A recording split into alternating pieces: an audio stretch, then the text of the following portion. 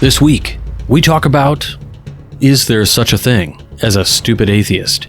What do we mean by the term that comes up in the first of our old charges concerning God and religion? Are there atheists that think they're atheist but aren't? In particular, when he lives by the faith his lips deny, God knoweth why. Join us as we discuss the topic in detail and ask some pertinent questions about why Masonry requires this belief in a grand architect. We've also got an all-new segment from Mark St. Cyr. Excuses, excuses, excuses. I could say more, but I think I'd be doing all of you a disservice. So check that segment out, all in this episode, coming up right now. Welcome back to Whence Came You, a Masonic podcast featuring research papers and discussions related to Freemasonry. Here's your host, Brother Robert Johnson. Welcome back to Whence Came You. This is episode number 607. In the news, we just finished up a great visit out at Ancient York Lodge, which is out in New Hampshire. Ancient York number 89 to be specific. My thanks goes out to the worshipful there, as well as Brother Chris and all of the great guys like Andy Lane and others who made the evening just so enjoyable outside of our presentations. The fellowship was just amazing. So a huge shout out to Ancient York and their Evening of Masonic Light. Now, if you guys have ever received an invitation to this and not gone, I'm sorry to say that you definitely should have some FOMO over this event, because actually it's confirmation of missing out. You did miss out. It was a wonderful evening. We had really deep conversations about all kinds of amazing things, and they got deep. So I hope at the next Ancient York Evening of Masonic Light, you decide to come on out and check it out. It's definitely something that I would even consider traveling all the way up to New Hampshire for, just to go and witness and be an attendee. Space Novum's Masonicon Chicago, that, you guys, is just 18 days away. Yeah, it's getting so close. We've got an entire day plus an evening before planned out for all of you. We've only got about 24 tickets left, so I'm really hoping that if you want to go, you go ahead and get your ticket ASAP. They will sell out, and keep in mind, we've got great perks for anybody who wants to buy a VIP ticket. You'll get the coin, the pin. I'm also going to include last year's coin and pin because I've got some left over, and why not give them to the attendees? So we'll do that. We've also got great information, some booklets from various occult bookstores and things, as well as some other gifts for our VIPs. Now, if you want to come out and just get a general admission ticket, that's awesome too. We have those available, and everything pretty much that we are giving away in our VIP ticket, you can choose to buy separately. We'll have those for sale. But there'll be snacks and everything else for throughout the day to make it a event where if you need a break, you can go do that. If you want to get a snack, you can do that. Go to the bathroom. Everything is going to be there. We've got coffee, all the stuff. We're pulling out the stops for a really awesome, intimate event. And intimate doesn't mean low attended, although we have designed it to be slightly less attended by design. In the past, where we've had over 100, we're hoping this year to keep it just around 70 or less attendees. Why? Just to allow the attendees who are there more time with each other, less time spread out, and more time with the speakers that will be there. And now, of course, we've got several speakers lined up, 9 over the course of 2 days, 2 on Friday night, and another 7 for the following day.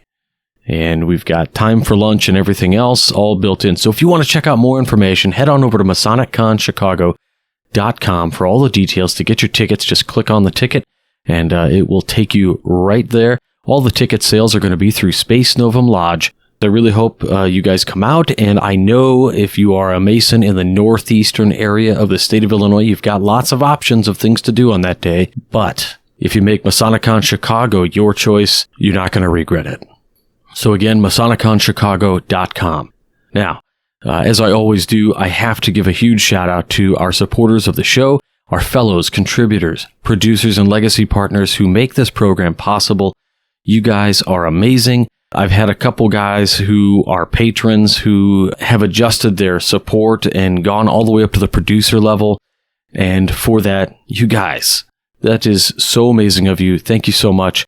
I'll be sending out your pins very shortly. If you're curious on how you can help the WCY podcast continue to bring quality, trusted Masonic information to you and to all those interested in what we call the royal art of Freemasonry, then head on over to WCYpodcast.com and just click on support the show at the top. There's lots of different things you can do. We've also got a bookstore and Skull and Crown and all of these other options. So basically, anytime you spend money through our site, all that money goes right back into the production of this program. So thank you so much.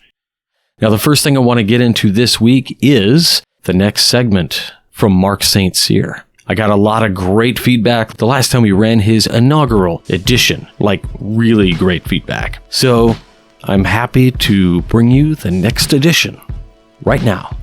For the Whence Came You podcast, I'm Mark St. Cyr with this week's installment for the Education Application Series. Let's dig in. When I refer to culture, I'm speaking directly to the attitude of all those involved, both from an operational sense, as well as its general membership. In other words, all its statutory office holders moving all the way down through the rank and file. So with that, let's now use an actual real-life example to give further context. Ready? Here we go. A meeting was about to begin and everyone was ready to start. Then it became obvious one officer was missing. As everyone looked around, it became apparent one of the officers was either going to be late or was a no-show. But no one knew. Everyone began doing the, do you know? Did he call you? Did he say anything to you? And so forth. You've all witnessed scenes like this. So now the obvious was to find out, so a decision to delay or something other could be had. So the phone call went out where it was learned he had just finished a colonoscopy and was in no shape to attend and fulfill his role at the meeting. The brothers, to a man, took sympathy with the situation, proceeded to make the hurried arrangements to still conduct the meeting as to get it in the books. Luckily, they were able to meet quorum because there just so happened to be one extra in attendance who also just happened to be the only one to return of many that participated in a recent one-day class. Now let's move into the true devil in the details, as they say, in all of this. And just to reiterate, remember during the inaugural episode I made the point I will not sugarcoat issues? Well, we're now going to enter that sugar-free zone. So let's go. Had this newly initiated brother not been there, a quorum would not have been met. Therefore, no meeting, resulting in a complete waste of time for all involved. A true debacle right out of the gate. Next, how is it that a brother who is now moved up to the next level in the line of chairs for higher office allow such a thing to happen regarding his own non-attendance and the difficulty he surely knows that causes? Another, to simply not take time, nor even make the effort as to warn or notify anyone, even up to the day of the actual meeting, is cause alone for stern rebuke in and of itself. I mean, let's be candid here. This type of procedure is one that's scheduled in advance. This is not like some emergency that happens to everyone where making arrangements to the contrary are impossible. We've all had those. They happen. It's called life. But this isn't that, and it doesn't stop here. The handling by this brother is one thing, but then everyone else's reaction to it was not what should be thought as acceptable by any measure. As a matter of fact, it borders on pitiful, if not downright so. Now, trying to argue to the contrary, which many of you, I'm going to guess, are going to do with arguments such as, well, Mark, the missing brother may have a legitimate excuse that we just don't know. And the attending brothers were just trying to work through what was the best of a bad situation, the best they could. Therefore, a blah, blah, blah, blah, blah, blah, blah. Sure. Okay. But I'm sorry. It's arguments like this that demonstrate why they may be more of the problem than you fully understand. Why? Because these sort of responses, these general nullifications, or excuses if you wish, that de facto legitimize situations such as this to happen routinely, continually, ad infinitum. Again, if you think I'm being too harsh here, let me lay it out this way. To reiterate, a procedure such as this, which is the colonoscopy, is usually scheduled far in advance. Meaning at some point in time, whether adding it to a calendar mentally or otherwise, he must have been aware that there was going to be an obvious conflict. Again, for clarity, I'm going to ask you to answer for yourself. Does one simply not know, or does one casually forget when their respective lodge meets either day or time? And at that, especially if that is a seasoned member, let's move on to another. He answered his phone. That's how we learned. They had to call to find him out. Otherwise, squat. Pun intended. So what have we learned? Well, we are now fully aware he was not incapacitated enough to answer. Therefore, logic dictates he was also not incapacitated enough as to call and let someone know. Or said differently, by dint of his own actions, it demonstrated the decision in relation to commitment of obligation was not worth his effort. You may want to disagree, but the facts prove otherwise. Sorry to be so blunt, but that's what I do. Here's the other in all this that needs to be part of this summation. The vast majority of the brothers attending this meeting were themselves all high officers in different bodies, both in Blue Lodges as well as Concordant. Why is this important to the overall thesis? Because as far as it could be discerned, it was all just shaken off as, oh well, another day in the life of a lodge. This is a snapshot into the culture permeating throughout Freemasonry today, where the jokes write themselves. I mean, think about it. A brother decided he would rather go through a colonoscopy and beg for forgiveness later rather than attend a meeting that lasted little more than 40 minutes, consisting of a discussion itself, a mere minutes on prior meeting minutes, then reading of the minutes from the prior meeting plan discussed at the last meeting, then it adjourned. Problem is, it's no laughing matter. And all of it is true. And how do I know? I was there. I was that new initiate. We'll tackle how this can change in subsequent episodes. But for now, for the Whence Came You podcast, I'm Mark St. Cyr. See you then. Well. How about that one? I literally contemplated giving you my first reaction to that piece, which was an expletive. Now, I really did enjoy this. No laughing matter. The way Mark put this is absolutely correct in that when there is an option for somebody to put his brothers in the know about a situation to prepare them for something that he himself knew about, that is absolutely paramount that he do so, and not doing it essentially boils down to exactly what Mark said. He placed his laziness over an obligation to his brothers. We've got more editions of this coming up. We'll try to put them out every other week, and I'm very excited about it. Now, going back to MasoniCon Chicago really quick, I just got our MasoniCon challenge coins in the mail today. They came out so beautiful, so wonderful, perfectly stamped, antiqued. They look awesome, and they match last year's coin in terms of color and the antique sort of look of them. I am so excited to give these out, you guys. Look for an email. We'll have pictures of them. We may have sent out an email already that had the proofs viewable to all of you, but now we've got the actual ones in hand. And tomorrow I'm supposed to get the lapel pins, which we opted for a gold pin, not unlike the coin, and to do no enamel fill. So it's very simple, very Art Deco in its design, simplistic, and classy as all heck. It's really awesome. So I'm hoping to share those with you as well. Keep an eye out on our Facebook page, Instagram, all of those things where we're going to share those things. But of course, if you want to know about it first, get on the email list, which is over at MasoniCon Chicago. You can submit your email list there, and it just goes to me. and it'll come to you from the WCY podcast, if anything else. So the education for this week is something that I found very interesting in that it came up actually this last weekend in New Hampshire.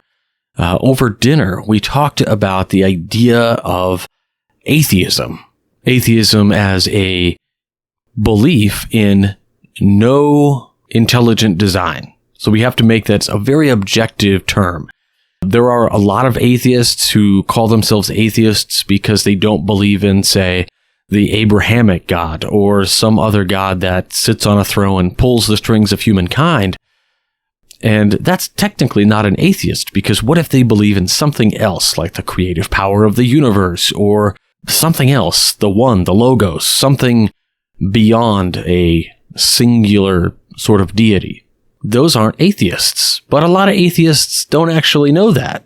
Especially a lot of our younger people in the world consider atheism as just a movement away from Abrahamic faiths, which, to be fair, is something that we can say could be expected, because the Abrahamic faiths are largely what are all over the world, and hence are more well-known and take the center stage for the general placeholder of God.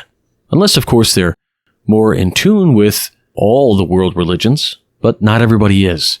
So the article that I'm going to read for you is called A Stupid Atheist by Anonymous, published February 11th, 2021.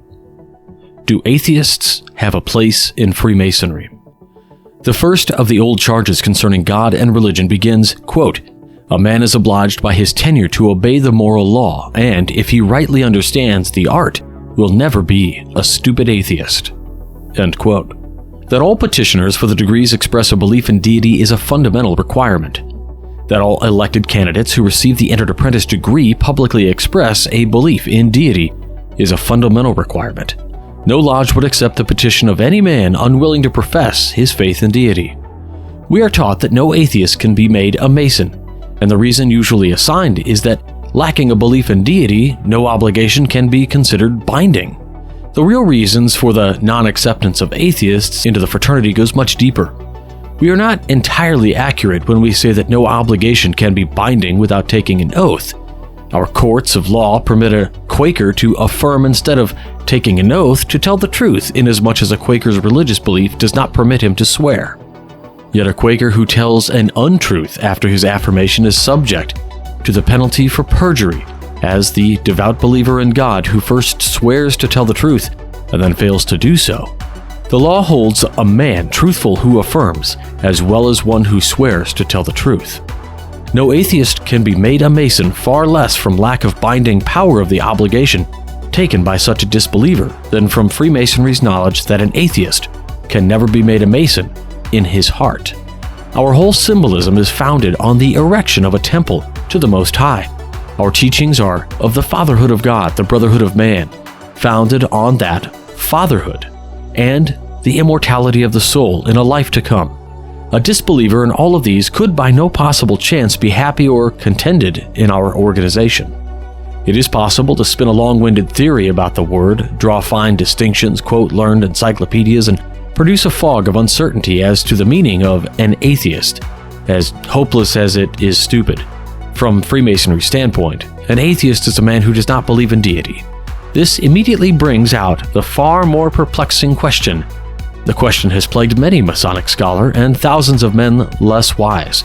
It is still a matter of perplexity to many a man who fears that a friend who has asked him to sign his petition is an atheist. What is this deity in which a man must believe? Such an anthropomorphic God derived from descriptive passages in the Bible added to by the drawings of artists and crystallized in an age of simple faith have given such a conception to many who find it adequate. Here is where all the trouble and the worry comes on the scene. Man's idea of God differs from the man, his education, his early religious training. To some, the mental picture of God is that of a commanding, venerable figure with flowing white hair and a beard.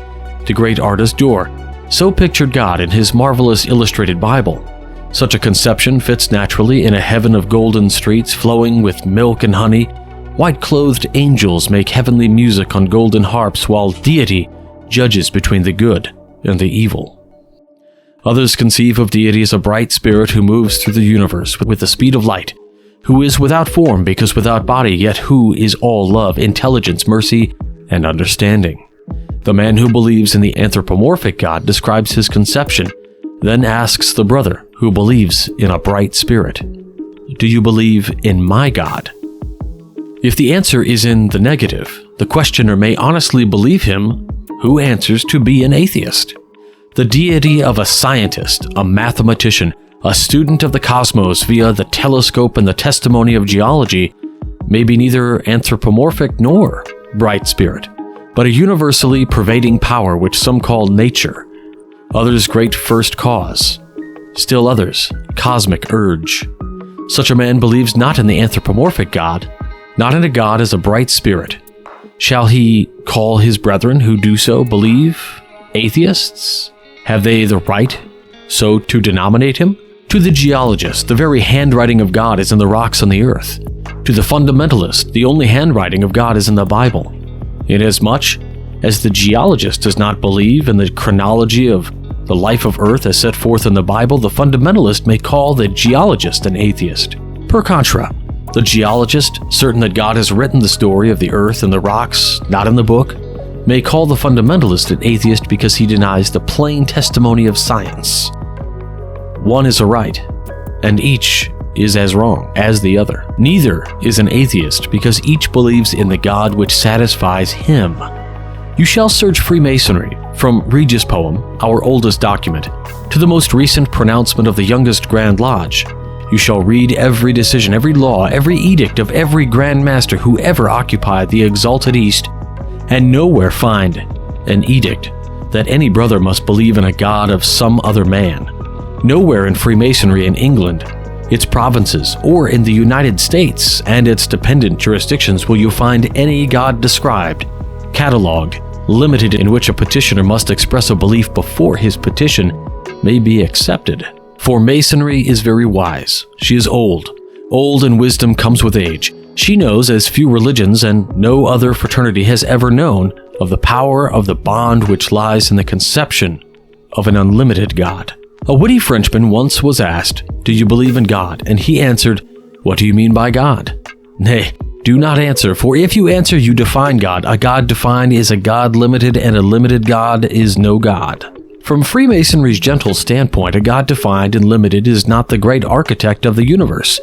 Only God unlimited by definition, God without metes, God without bounds, God under any name by any conception is the fundamental concept of the fraternity, and to believe in whom is the fundamental requirement for membership.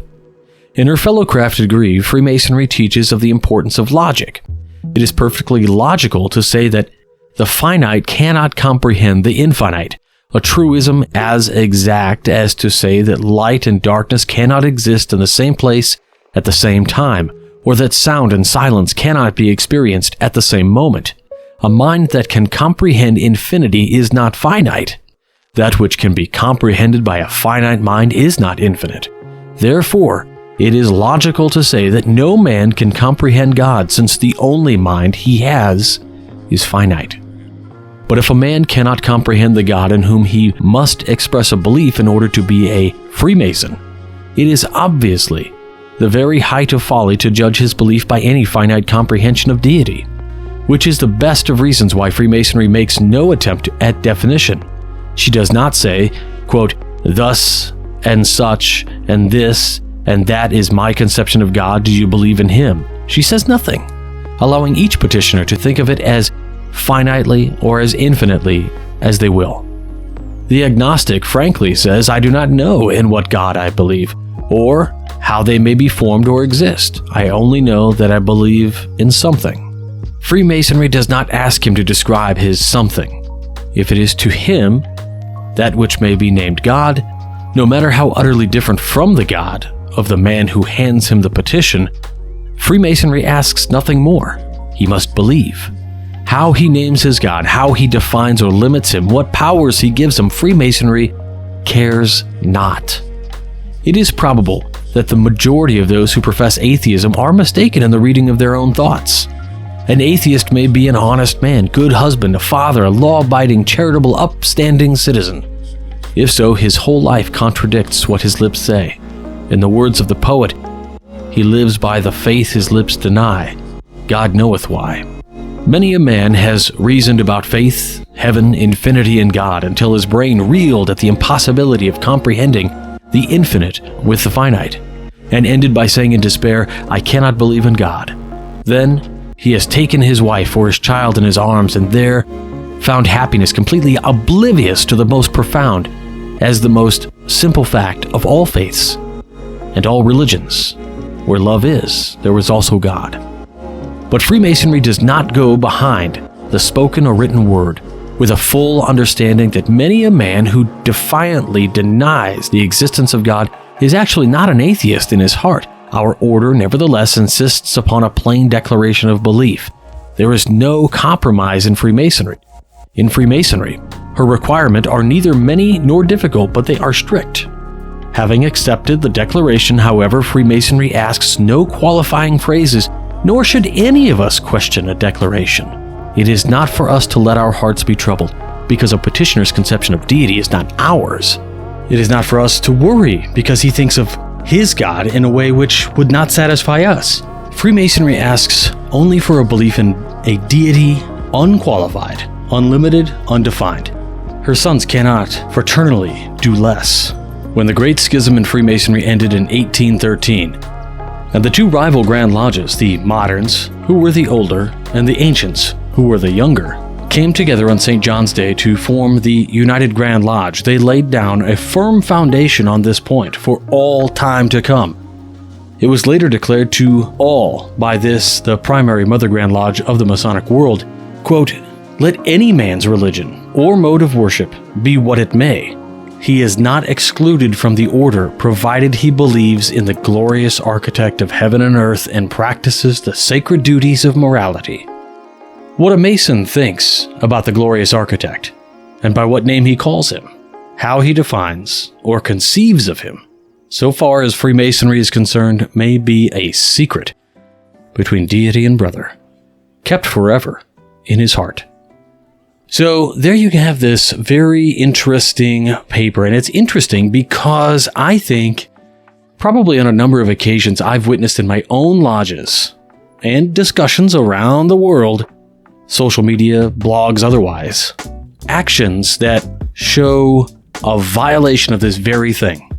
I have been in a room where a petitioner, where a profane was thinking about petitioning, had a petition in hand, and was going to continue to come back to the lodge, when a past Grand Master, member of my lodge, decided to say, do you believe in God?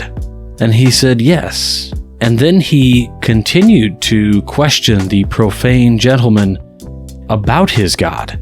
And when the brother had said, I'm not sure how to define the God I believe in, but I believe in the intelligent design, I believe in the law of love, and all of these things, number one, we already have a violation of this, and that he asked about his God.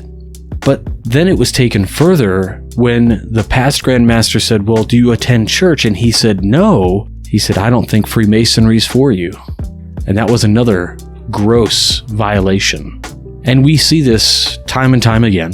Although I must say, the more educated the Freemason, the less this sort of thing happens. And this is sort of a call not only to get educated on the history of the craft, its secular nature, as in non-religious or open to all, and that once you learn these things, you teach others, so that this kind of thing moves out of Freemasonry. And also what this does is it removes the sort of perceived echelon of a certain type of masonry that would be in control of the craft. I don't think I need to explain what I mean there, but I do think it's pertinent that we level a playing field. The more educated and young Masons coming in, and I say young Masons, I don't mean in age, I mean as in new members, that come into the fraternity can know more today than the people who have been in for 10 years, or even longer. And while those members might say, well, you can't know more than me, I've been in forever. The fact is, you might know historically in context, you just don't know about lodge goings on and how ritual is to be performed, etc. So that's another mistake that can be made. I certainly have initiated entered apprentices that knew more about the history of this fraternity than I have. And I've been a Mason since 2007. Not a whole long time, but I'm seasoned. I'd love to know what you think about this episode. We'll post a couple of questions in the Craftsman Plus group on the Facebook, which is open to all of our financial supporters of the program, whether past or present. Please remember to check out MasoniconChicago.com. Get those tickets. Again, we've only got a couple dozen tickets left. We'd love to sell the event out. So head on over there now and grab a ticket. We only have about 18 days left. And with that, that's it for this week. I hope you all learned a little something, were inspired by something. I certainly learned this week, both introspectively and from the things that were written and talked about. Very inspired by Brother Mark St. Cyr's words. If you run into him in the wild or somewhere on a forum somewhere, make sure you tell him thanks for all he does for this fraternity and keeping us certainly on the level. And until next week, stay on the level. For Whence Came You, I'm Robert Johnson. Take care. You've been listening to Whence Came You, a Masonic podcast featuring research papers and discussions related to Freemasonry with your host, Brother Robert Johnson. Be sure to join us for our next edition.